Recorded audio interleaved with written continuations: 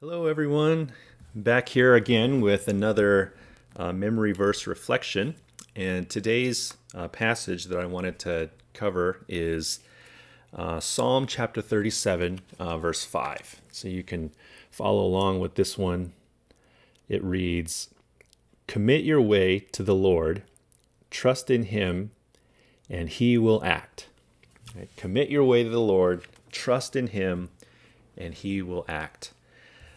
I just love how, I guess, simple and definitive that passage is, and that's one of the reasons why I chose to memorize it. But just a couple reflections that I have on this passage. First, is that the author of this psalm is operating under the truth that God is abundantly trustworthy, right? And that's an important thing for us during uncertain times and times when we are perplexed or discouraged or don't know what to do. It's just to come back to that basic foundational truth that God is trustworthy and we can commit our way to him. We can trust in him.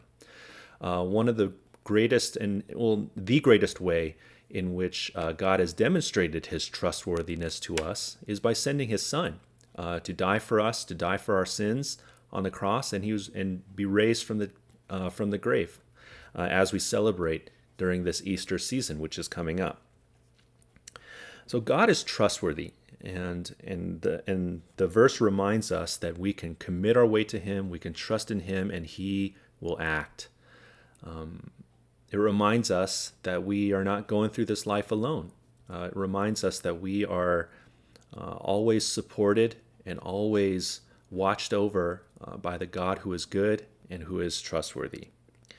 The second reflection that I have about this passage is just about what it looks like to commit your way to the Lord, or what it looks like to trust in the Lord in the things that you're doing. I've heard it explained to me this way, and I found it very helpful, that trusting the Lord is not so much a different way of doing things, but it's much more of a awareness or mindfulness of truths as you go about the different things that you do. And so it's not so much a matter of doing things differently, but it's a matter of keeping deep and important truths in your heart and on your mind as you go about the things that you're doing. Right? So how would you do that? Well, at the risk of sounding kind of snarky here, but you could memorize it. Right? You could memorize a Bible verse like this, and just have it, recite it to yourself as you're going about the different things that you're doing.